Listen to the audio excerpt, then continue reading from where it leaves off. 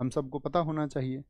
Macaulay को उस विभाग का अध्यक्ष बनाया गया। तो आप देखोगे जो 1835 के पहले का समय है, तो भारत में अंग्रेजी को जानने वाले या तो यहाँ पर जो ब्रिटिशियर्स थे, जो ईस्ट इंडिया कंपनी के कर्मचारी थे, या उनसे पहले कोई, अगर मान के चलो बहुत बड़ी रियासत के जो बच्चे थे, अगर वो जाकर के आपका विदेश से पढ़ आए हों। उसके बाद में आप जानते हो जब वुड डिस्पैच आया 1854, तो उसके बाद में अंग्रेजी का प्रचार प्रसार जो है वो बढ़ाना इन लोगों ने शुरू किया और अंग्रेजी शिक्षा शुरू हुई। फिर भी अगर हम बात करें, इस दौर तक भारत में बहुत सारे लोग अंग्रेजी नहीं जानते थे। ठीक है, अंग्रेजी नहीं जानते थे, तो अंग्रेजी में अखबार भी उस समय आते थे। तो अंग्रेजी का अखबार कौन पढ़ता होगा उस समय पर, बताइए। तो आप कहेंगे भैया ईस्ट इंडिया कंपनी के कर्मचारी पढ़ते होंगे, या आपका जो अंग्रेज भारत में बस रहे थे उनकी जो फैमिलीज थी, अपने परिवारों को भी तो ले आते थे वो इंडिया में, रानी, उनके बच्चे, उन सब के लिए ही तो उन्होंने एजुकेशन शुरू की कि हमारे बच्चे वहाँ ब्रिटेन थोड़ी पढ़ेंगे, हम यहाँ आए तो उनके लिए क्यों ना इंग्लिश एजुकेशन यहाँ शुरू कर दी जाए, कि भारतीयों को समझ में आए या ना आए, ठीक है, हमारे बच्चे तो कम से कम पढ़ेंगे। तो यहाँ पर उन सब चीज़ों को जब लागू किया गया, आप समझना, ये तो मैं एक मतलब व्यंग्य के रूप में कह रहा हूँ, वैसे उसका एक व्यापक प्रयोग भी हुआ। तो जो वर्नाकुलर प्रेस एक्ट था, इसका मतलब था देसी भाषा में अखबार छपते थे। तो जो देसी भाषा में अखबार छपते थे, जैसे बंगाली में कोई अखबार छपा, तो अंग्रेज पढ़ पाते होंगे क्या बंगाली के अखबार को? अब बंगाली के अखबार में तो ये था कि अंग्रेज हमारा अब खून चूस रहे हैं, अब इनके खिलाफ वक्त आ चुका है कि हमको इन शोषकों के खिलाफ में क्रांति करनी होगी। अब ये बात बंगाली में छप जाए, इनको समझ में आएगा क्या? आप कहोगे नहीं समझ में आएगा। अब जब इनको समझ में नहीं आएगा तो इसके खिलाफ तो इनको जो लोग थे वो बताते होंगे कि भैया आज तो बंगाली के अखबार में ये छपा है तुम्हारे लिए। बोले बड़ी दिक्कत है। अच्छा, अंग्रेजी के अखबारों से ना कोई दिक्कत नहीं थी, क्योंकि अंग्रेजी के अखबारों को ये समझ सकते थे आसानी से, और यही लोग ज़्यादातर पढ़ते थे। तो क्रांति की बातें ज़्यादातर देसी भाषाओं में लिखी जाती थी। तो इसने लिटन ने क्या सोचा कि भाई एक काम करते हैं, इन सभी अखबारों पर एक नकेल कस देते हैं, और इसके लिए इनको क्या कहा गया कि जितने भी देसी भाषा के अधिक आपका अखबार हैं, वो ब्रिटिश सरकार की आलोचना नहीं कर सकते हैं। इसकी आलोचना नहीं कर सकते हैं, ब्रिटिश सरकार की किसी भी प्रकार की आलोचना नहीं कर सकते। और प्रत्येक जो व्यक्ति है या अखबार का जो संपादक है, जो उसका एडिटर है, उसको जाकर के अपने जिला मुख्यालय में मजिस्ट्रेट के साथ में एक बॉन्ड को साइन करना होगा। उस बॉन्ड पे यही लिखा हुआ था कि भाई आप सरकार की आलोचना नहीं कर सकते हैं, और आलोचना की तो सिक्योरिटी मनी भी जमा की जाती थी, वह सिक्योरिटी मनी भी खत्म हो जाएगी, और फिर आपके खिलाफ जो है इसमें एक मुकदमा भी चलाया जाएगा, और जुर्माना और सजा दोनों होने का प्रावधान था। तो भारतीय आपका जो अखबार है, बहुत विरोध हुआ लिटन की इस बात का भी। ठीक है, ज्यूरी जो आपका काउंसिल थी उसमें भी कई सदस्यों ने विरोध किया कि भाई ये तो आपका सरासर अन्याय है, आप किसी की जो स्वतंत्रता है उसका हनन कर रहे हैं। लेकिन लिटन कहाँ मानता था? लिटन को तो आपका ये समझिए कि सनक भरा व्यक्ति था, उसको वो चीज़ें अप्लाई करनी थी, और इंडियंस से बहुत नफरत करता था ये। तो वर्नाकुलर प्रेस एक्ट आपका पारित इसने कर दिया। और वर्नाकुलर प्रेस एक्ट जब पारित हुआ तो इसके बाद में कुछ पत्रिकाओं पर जो प्रभाव पड़ा, जैसे अमृत बाजार पत्रिका थी, अमृत बाजार पत्रिका, ये बंगाली भाषा की एक बंगाली भाषा, दो भाइयों ने इसको शुरू किया था। कौन थे इसके संपादक अमृत बाजार पत्रिका के? खूब पूछे जाते हैं, शिशिर कुमार घोष और मोतीलाल घोष। शिशिर शिशिर कुमार घोष और मोतीलाल घोष, और मोतीलाल घोष। तो इन्होंने क्या किया कि भाई अब तो हमारे ऊपर रोक लग जाएगी, तो इन्होंने ये किया कि इस अमृत बाजार पत्रिका को अंग्रेजी भाषा में बदल दिया, अंग्रेजी भाषा में बदल, रातों रात। तो हनन हुआ स्वतंत्रता का या नहीं हुआ, हाँ या ना? अंग्रेजी भाषा में छपने लगी, अंग्रेजी भाषा में छपने लगी, याद रख लें। ठीक है, जैसे अगर हम बात करें, आपका एक पत्रिका और थी समाचार चंद्रिका, जिस पर रोक लगा दी गई, समाचार चंद्रिका। ये भी किस भाषा में आती थी? बंगाली भाषा में। और ऐसा नहीं था कि वो सिर्फ वर्नाकुलर्स को देख रहे थे, उन्होंने अपने नज़र में उन सभी अखबारों को भी रखा था जो अंग्रेजी भाषा के थे। जैसे हिंदू हिंदू पैट्राइट आता था, वो इंग्लिश में ही आता था, लेकिन उसमें क्या है, उसमें आपका जो राष्ट्रीय भावना थी देश की, वो बढ़ाने की बात होती थी, और सरकार की आलोचना होती थी। तो कई अखबारों पर इन्होंने अपनी रोक लगाई, लेकिन मुख्यतः किन पर रोक थी? तो वर्नाकुलर, वर्नाकुलर का मतलब है जो देसी भाषा में आते हो, देसी भाषा में।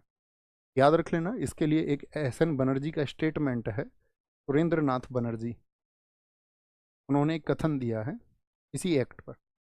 सुरेंद्र नाथ बनर्जी ने कहा है, बनर्जी ने कहा, क्या कहा उन्होंने, इसको कहा आकाश से वज्रपात, आकाश से वज्रपात। अंग्रेजी सरकार की ये मार है भारतीयों के ऊपर। सुरेंद्र नाथ बनर्जी सैड,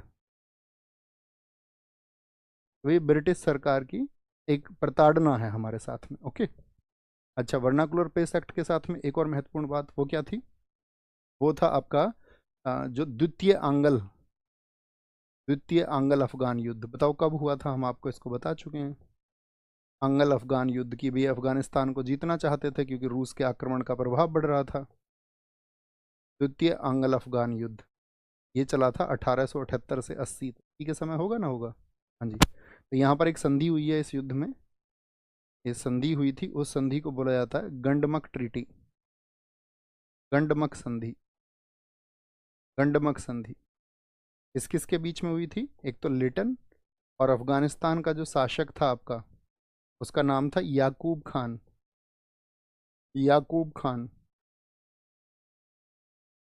बहुत अच्छा क्वेश्चन पूछा गया था, ये तमिलनाडु आपका पीसीएस में पूछा गया था। ठीक है, आप कहोगे भैया साउथ के पीसीएस का क्या अर्थ है, तो हमने जब उसको ढूंढा तो हमने देखा उसको, क्वेश्चन यही था कि आपका द्वितीय आंग्ल अफगान युद्ध में लिटन ने किसके साथ में संधि की थी, किसके साथ में संधि की थी। ओके, तो यहाँ पर याद रखेंगे इस बात को। ओके, बोलेंगे नेक्स्ट।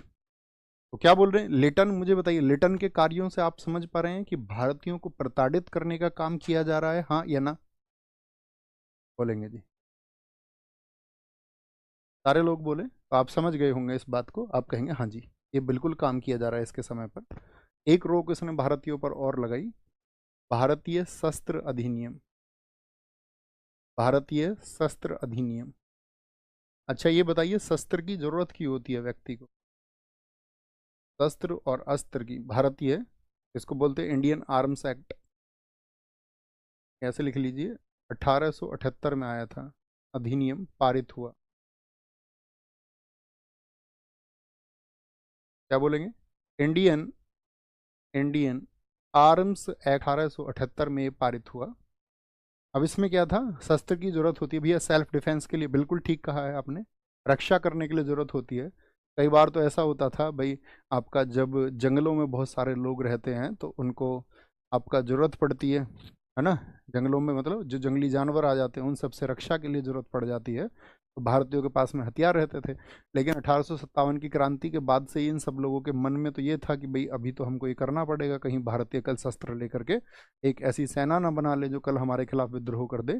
तो इसने यहाँ पर रोक लगाई। अब देखिए ये इस समय पर जो रोक थी ना, तो ये ब्रिटिशियर्स के लिए रोक थी, ना जो आपका इनके अपने शासन के कर्मचारी थे उन पर कोई रोक थी, ना जो उस समय के एंग्लो इंडियंस थे, एंग्लो इंडियंस हमने आपको समझाया था क्या परिभाषा होती है, तो वो सब लोग थे, और सिर्फ उनके ऊपर कोई रोक नहीं लगी, और रोक लगी तो सिर्फ भारतीयों के ऊपर जो भारतीय नागरिक थे। तो इससे साफ द्वेष पता चलता है लिटन के अंदर का। तो भारतीय शस्त्र अधिनियम इसने पारित किया। ठीक है, अगली चीज क्या हुई, भारतीयों को एकदम से कमजोर कर देना चाहता था, जो सिविल सेवा परीक्षा थी, सिविल सेवा परीक्षा, इसने बोला इसमें इन लोगों को जाना ही नहीं देना चाहिए।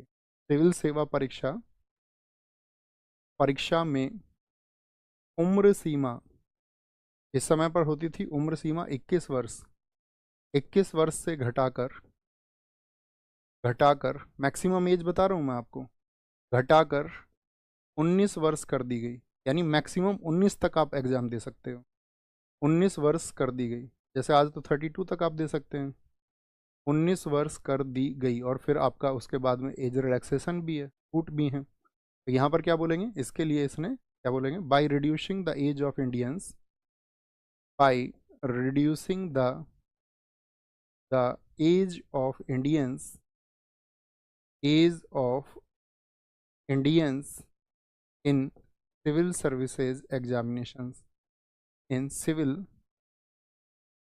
services exams from 21 to 19 years, ये बात याद रखें। ठीक है, और इसके लिए इसने एक आयोग भी बनाया बाकायदा, यहाँ पर एक कमीशन बना था जिसका नाम था वैधानिक सिविल सेवा वैधानिक सिविल सेवा, वैधानिक सिविल सेवा आयोग की स्थापना हुई। सिविल सेवा आयोग की स्थापना हुई 1878 में। कब हुई थी? 1878 में। establishment of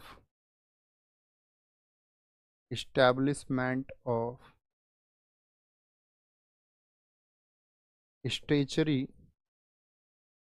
civil service commission. और कैसे लूटा भैया इसने भारतीयों को?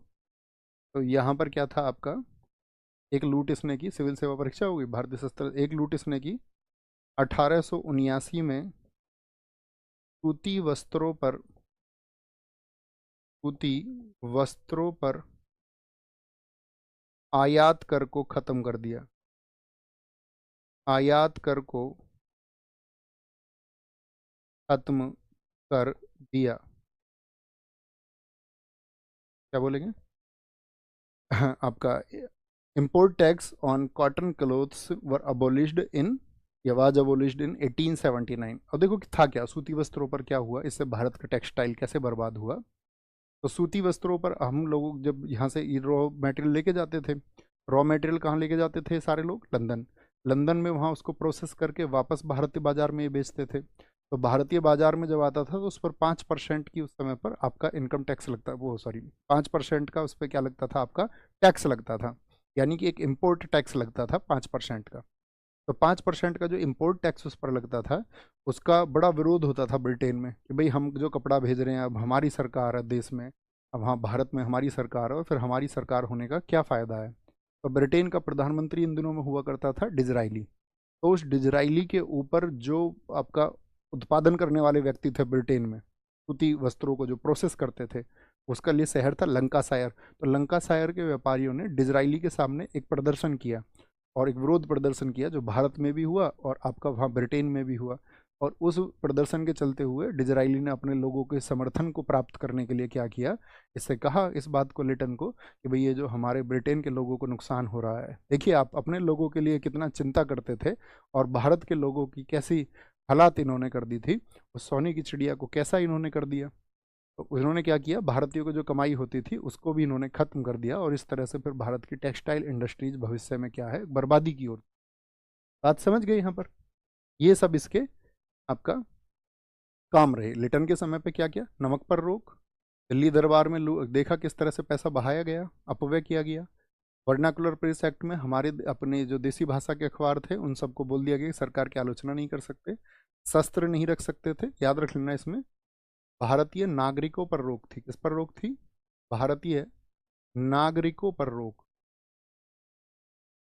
भारतीय नागरिकों पर रोक थी, बाकी किसी पर ना, ब्रिटिशियर्स पर ना एंग्लो इंडियंस। सिविल सेवा में ये चाह रहा था कि भारतीय जाएं ही ना, और ऐसे ही इसने किया कॉटन में। लेकिन मैंने अभी बताया ब्रिटेन का प्रधानमंत्री कौन था, डिजराइली।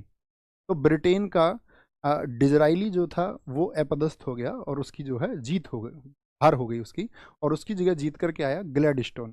तो ग्लैडस्टोन बना आपका प्रधानमंत्री। और ग्लैडस्टोन जो था वो थोड़ा उदारवादी व्यक्ति था, और वह भारत के बारे में भी बहुत चिंतित था। तो उसने भारत में एक अच्छे व्यक्ति को भेजा, ठीक है, इन लुटेरों के बीच में एक अच्छा व्यक्ति आया, ठीक है, जिसके कुछ काम तो खैर अपने हित के लिए किए गए, लेकिन कुछ काम उसने इस भारत की स्थितियों को देखते हुए, और उसी व्यक्ति की वजह से भारत में जो राष्ट्रवादी आंदोलन है उसकी नींव उसके समय पर रख गई, और भारतीयों को यह दिख गया कि हम अपने अधिकारों के लिए लड़ सकते हैं। तो वो व्यक्ति हुआ रिपन। कौन हुआ? रिपन। तो रिपन का कार्यकाल इसके तुरंत बाद में एकदम से उल्टा है, ऐसे समझिए तुम। लिटन का एकदम से उल्टे स्वभाव वाला आदमी है रिपन, और रिपन का कार्यकाल रहा 1880 से 84। इसने देखा भारतीयों का किस तरह से शोषण किया गया है, मतलब एक फिलान्थ्रोपिस्ट था ये, आप समझिए परोपकारी व्यक्ति था। इसने देखा, ठीक है, और साथ में ब्रिटेन के प्रधानमंत्री ग्लैडस्टोन के निर्देश भी थे इसको। तो इसने क्या बोला, ये लेके आया प्रथम कारखाना अधिनियम। प्रथम कारखाना अधिनियम, फर्स्ट फैक्ट्री एक्ट। प्रथम कारखाना अधिनियम सबसे पहली चीज। और प्रथम कारखाना अधिनियम आया था आपका 1881 में। उसने देखा कि भाई अब तक जो ब्रिटिश सरकार थी